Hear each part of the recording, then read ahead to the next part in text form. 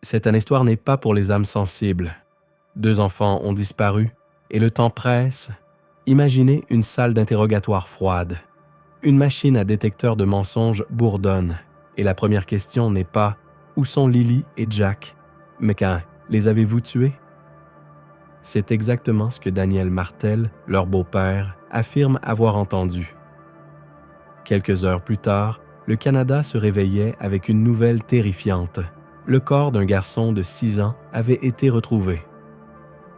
Bien que non lié à l'affaire Sullivan, la peur s'était déjà installée. Les autorités l'ont confirmé. Il ne s'agissait plus d'une simple fugue. Une enquête criminelle était en cours. Ce qui a suivi était un chaos total. Une mère en fuite avec son nouveau-né, violant une ordonnance des services sociaux. Un père biologique, au passé sombre, brusquement sous le feu des projecteurs, et un proche affirmant savoir exactement où les enfants avaient été emmenés, et que Jack pourrait encore être vivant. À partir de ce moment, ce n'était plus un simple avis de disparition.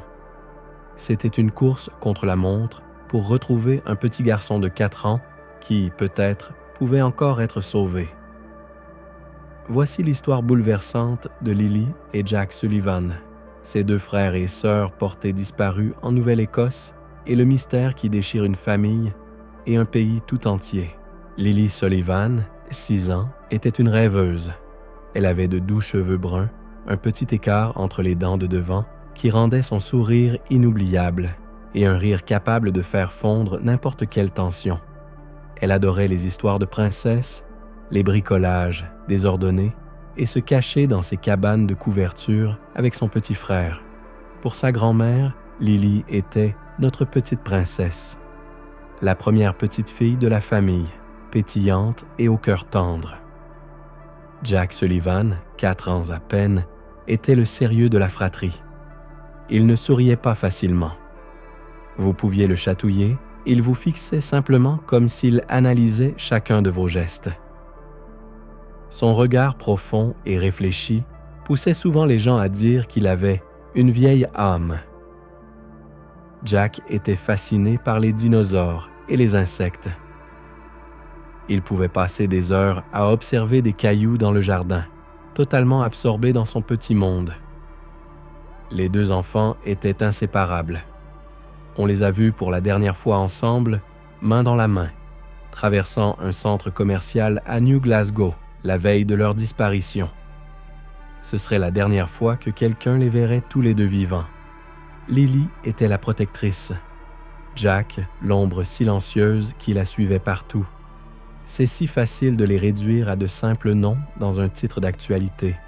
Mais ils étaient bien réels. Ils avaient des goûters préférés, des chansons du soir, des anniversaires. Ils avaient une mère qui leur lisait des histoires, une grand-mère qui pleure encore en parlant de leurs câlins et un père qui est parti. La dernière fois que leur grand-mère les a vus, c'était près de 2 ans avant leur disparition. Elle se souvient encore du visage grave de Jack et du bavardage enthousiaste de Lily à propos de l'école.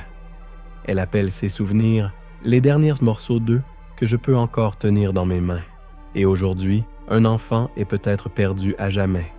Et l'autre, s'il est encore en vie, est quelque part, seul, sans sa sœur, dans un monde bien trop cruel pour quelqu'un d'aussi petit. Pour comprendre comment Lily et Jack ont disparu, il faut entrer dans l'intimité de leur famille, un système fracturé, fait d'amour, de ressentiment et de tensions enfouies que personne n'avait vraiment vu venir. Leur père biologique, Cody Sullivan, avait été présent autrefois. Mais lorsque sa relation avec leur mère, Malahia Brooks Murray, a pris fin, Cody a choisi de disparaître de leur vie. Quand Malahia a déposé une demande pour la garde exclusive, Cody aurait dit « C'est fini, je ne veux plus rien avoir à faire avec tout ça ». Il n'avait pas vu ses enfants depuis des années. Cela laissa donc Malahia comme seul responsable, élevant Lily et Jack aux côtés de son nouveau compagnon, Daniel Martel, le beau-père. À première vue, leur foyer pouvait sembler ordinaire, mais les fissures étaient là, prêtes à s'élargir. La propre famille de Malahia la décrivait comme douce, Réservée, une mère qui ne haussait jamais le ton. Mais après la disparition des enfants, les proches furent bouleversés par ce qu'ils découvrirent dans la maison. On aurait dit un campement, déclara un membre de la famille. Totalement négligé. Ce n'était pas la Malaaya que je connaissais.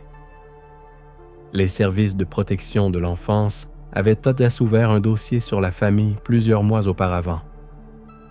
Des inquiétudes avaient été soulevées concernant les conditions de vie des enfants. Les détails du dossier restent confidentiels, mais une chose est sûre, les autorités surveillaient déjà. Et pourtant, le pire s'est produit. Puis, un geste inattendu survint.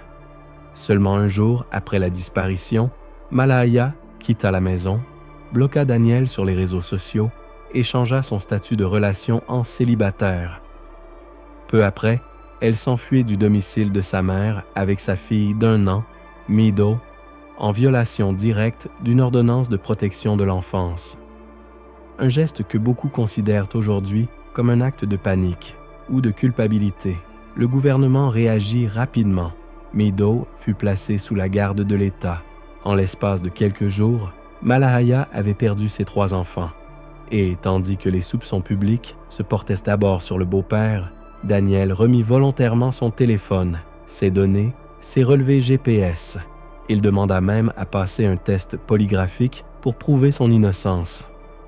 Lorsqu'on lui demanda ce qu'il avait ressenti pendant ce test, il répondit « Imaginez-vous assis dans une pièce, relié à des câbles, et la première question qu'on vous pose, c'est « Avez-vous tué Lily et Jack ?» Tout dans cette dynamique familiale, abandon, instabilité, suspicion, contribuait à une impression grandissante. Il ne s'agissait pas d'une simple disparition, c'était le délitement d'un monde bien plus sombre. Le 1er mai 2025, les caméras de surveillance de New Glasgow ont capté ce qui allait devenir les dernières images connues de Lily et Jack Sullivan. On les voit aux côtés de leur mère, Malaaya, et de son compagnon, Daniel, marchant sur le parking du centre commercial Highland Square. Cet après-midi-là, tout semblait encore normal. Mais moins de 24 heures plus tard, les enfants allaient disparaître. Au matin du 2 mai, la panique s'installe. Malaaya appelle les services d'urgence et signale la disparition des enfants. Elle raconte à la famille qu'ils se sont volatilisés plus tôt dans la journée. Mais en coulisses, quelque chose ne colle pas. Un vide de 20 heures entre la dernière apparition le 1er mai et l'appel au 911 reste inexpliqué. Les équipes de recherche envahissent la région. Des centaines de bénévoles fouillent les bois épais près de la maison familiale à Landown Station. Mais rien. Aucun soulier, aucun jouet, aucun bruit, aucune trace de Lily ni de Jack. Les autorités n'ont pas attendu pour réagir. Elles ont tout de suite classé l'affaire comme suspecte. Non pas à cause d'une preuve directe, mais à cause de ce qui manquait. Aucune observation crédible, aucun site d'accident, aucune piste. Les enfants s'étaient, tout simplement, volatilisés. Puis, une piste apparaît. Un membre de la famille affirme que des chiens de recherche ont détecté l'odeur des enfants au bord de la route avant qu'elle ne s'arrête net, ce qui suggère fortement qu'ils auraient été emmenés en voiture. Peu après, des rapports non confirmés indiquent que Lily et Jack auraient été aperçus de l'autre côté de la frontière américaine, à Plattsburgh, dans l'État de New York. C'est à ce moment-là que Daniel, le beau-père, commence à sentir le poids des soupçons. On lui demande de passer un test polygraphique. Il réussit, mais les questions posées le laissent le bouleversé. Êtes-vous complice de meurtre? Savez-vous comment les enfants sont morts? À aucun moment, les enquêteurs ne lui demandent s'ils étaient simplement perdus. Chaque question supposait qu'ils étaient déjà morts. Au cœur de ces événements, Malaaya prend la fuite. En pleine nuit, elle quitte la maison de sa mère avec sa fille d'1 an, Mido, en violation directe des ordres de protection de l'enfance. Les services sociaux tentent de l'arrêter. En vain. Peu après, les autorités prennent Mido en charge. Malaaya se retrouve sans aucun de ses enfants. Et puis, quelques semaines plus tard, la tragédie frappe de plein fouet. Le corps d'un garçon de 6 ans est retrouvé à Cold Lake, en Alberta. D'abord, la panique envahit le pays. On craint qu'il s'agisse de Jack ou Lily, mais il s'agit en réalité d'un autre enfant, Ibukun Adeniyi, sans lien avec l'affaire Sullivan. Et pourtant, pour la famille de Lily et Jack, et pour le Canada tout entier, ce n'est pas simplement une alerte. C'est un rappel funeste de ce qui pourrait encore arriver. L'enquête prend un tournant. Il ne s'agit plus de retrouver des enfants perdus.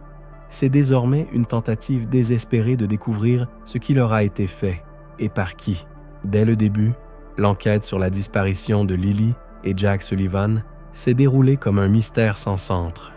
Pas de scène de crime, pas d'aveu, aucune preuve confirmée d'un enlèvement. Pourtant, chaque geste des forces de l'ordre révélait une réalité glaçante. Ce n'était plus une affaire de disparition. C'était désormais une recherche de preuves d'un crime. La Gendarmerie royale du Canada a lancé l'une des enquêtes les plus vastes de l'histoire de la Nouvelle-Écosse. 11 divisions de la GRC ainsi que le Centre canadien de protection de l'enfance ont été mobilisés. Plus de 500 signalements ont été transmis par le public. Les autorités ont mené plus de 54 entretiens officiels et visionné des centaines d'heures d'images de surveillance dans un rayon de 8 km autour du domicile des Sullivan. Et malgré tout cela, la question essentielle restait sans réponse. Où sont passés les enfants? Le beau-père, Daniel Martel, est devenu une figure centrale dans l'enquête, mais pas seulement comme suspect. Il a remis son téléphone, ses données GPS, ses relevés bancaires. Il a accepté de passer des tests de dépistage de drogue pour faire taire les rumeurs en ligne. Et surtout, il a proposé de lui-même de passer un test polygraphique. Selon lui, il l'a réussi. Mais les questions posées pendant ce test ont révélé les soupçons profonds des enquêteurs. Avez-vous tué Lily et Jack? Êtes-vous complice de leur meurtre? Pas une seule question sur un enlèvement. Aucune sur une disparition accidentelle. Chaque question supposait déjà le pire. Après le test, Daniel a senti que la suspicion s'atténuait. Les enquêteurs le contactaient moins. Il a commencé à croire qu'il n'était plus au centre de l'attention. Mais les soupçons, eux, continuèrent de circuler en ligne. Pendant ce temps, la mère des enfants, Malahaya, restait au cœur des critiques du public. Sa fuite soudaine avec le bébé Maido a éveillé de vives inquiétudes. Les services de protection de l'enfance surveillaient déjà la famille. Après sa fuite, ils ont retiré Maido de sa garde, laissant Malahaya sans aucun de ses enfants. Puis est survenue une révélation stupéfiante. Darren Gettis, un cousin de Malahaya, ouvrier en excavation depuis plus de 30 ans, est sorti de l'ombre avec une affirmation choquante. Selon lui, il savait exactement ce qui s'était passé. Il a déclaré que Malahaya avait reçu de l'aide, des amis, qui avaient contribué à transférer les enfants en secret dans un véhicule. Darren disait être sûr à 3000% que Jack était encore en vie et qu'il s'était laissé entendre volontairement dans l'espoir de provoquer une réaction. Ces paroles ont provoqué une onde de choc dans l'affaire. Peu après qu'il ait évoqué un nom, Malahaya aurait paniqué et pris la fuite, renforçant ainsi les soupçons selon lesquels elle en savait plus qu'elle ne le disait. Et pourtant, à ce jour, personne n'a été inculpé. Personne n'a été arrêté. L'affaire reste officiellement ouverte, classée sous la loi sur les personnes disparues. Il n'y a toujours pas eu de procès ni d'identification publique d'un suspect. Le système judiciaire reste figé, paralysé par l'absence de preuves, hanté par le silence et poussé par un seul objectif, aussi urgent qu'obsédant, retrouver Jack avant qu'il ne soit trop tard. Lorsque la nouvelle de la disparition de Lily et Jack Sullivan a éclaté, ce n'est pas seulement une ville qui a été bouleversée, c'est tout un pays qui a vacillé. En Nouvelle-Écosse, la réaction a été immédiate. Des centaines de bénévoles ont afflué dans les bois pour chercher les enfants. Des commerces locaux ont offert de la nourriture, du matériel et des bras. Des inconnus se sont tenus aux côtés des proches, en deuil, animés par un même espoir fragile, celui que Lily et Jack s'étaient simplement égarés et qu'on les retrouverait vite. Mais cet espoir s'est lentement transformé en horreur. Lorsque les autorités ont annoncé qu'il ne s'agissait plus d'une simple disparition, mais bien d'une enquête criminelle, tout a basculé. Le 19 juin, la province de la Nouvelle-Écosse a proposé une récompense sans précédent de 150 000 $, non pas pour retrouver des enfants perdus, mais pour toute information menant à la résolution d'un crime grave. La procureure générale, Becky Drewan, s'est exprimée devant la presse, la voix tremblante. La disparition de Jack et Lily touche toute la province et bien au-delà. Elle a confirmé que leur dossier avait été intégré à une liste de 122 enquêtes criminelles majeures en cours, dont la majorité concerne des homicides ou des disparitions à haut risque. Les réseaux sociaux se sont enflammés. Les hashtags « Justice pour »,« Lillet Jack » et « Adenjesh Ramne Jack Shea » lui sont devenus viraux dans tout le Canada. Des internautes ont publié des dessins d'enfants, des photos de dinosaures et d'insectes en hommage à la passion de Jack pour les fossiles et les petites bêtes. Mais très vite, la frustration est montée. Beaucoup se sont demandé pourquoi aucune alerte Amber n'avait été déclenchée.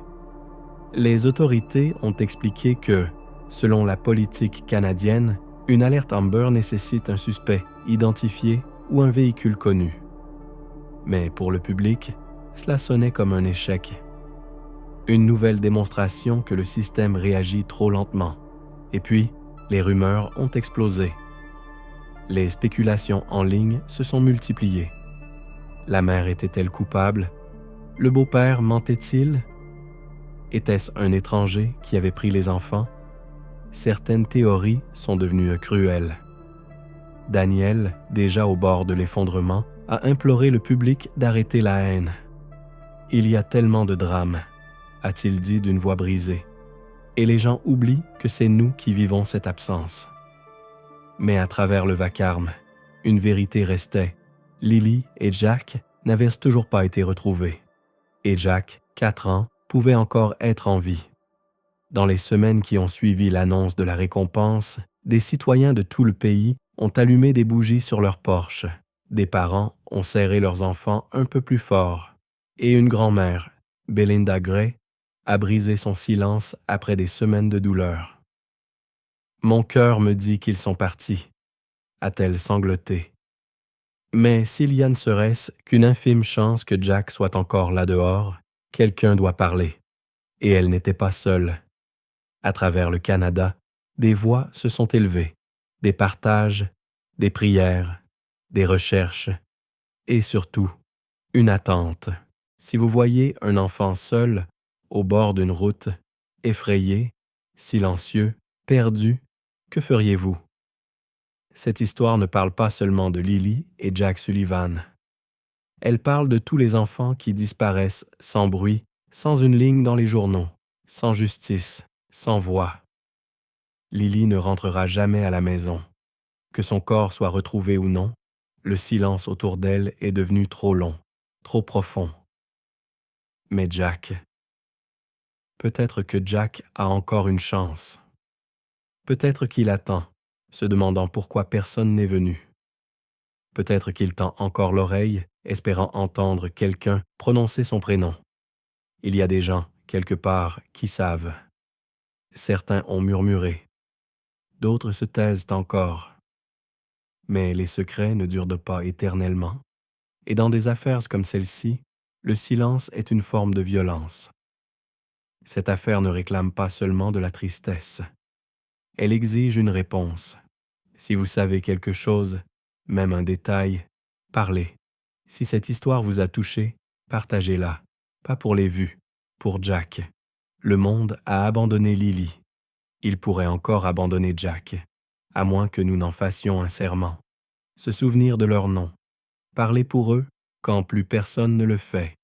Jack aime les dinosaures. Il aime les insectes. Il suit sa grande sœur partout. Et ce soir, s'il est encore en vie, il mérite plus que nos pensées. Il mérite qu'on le sauve.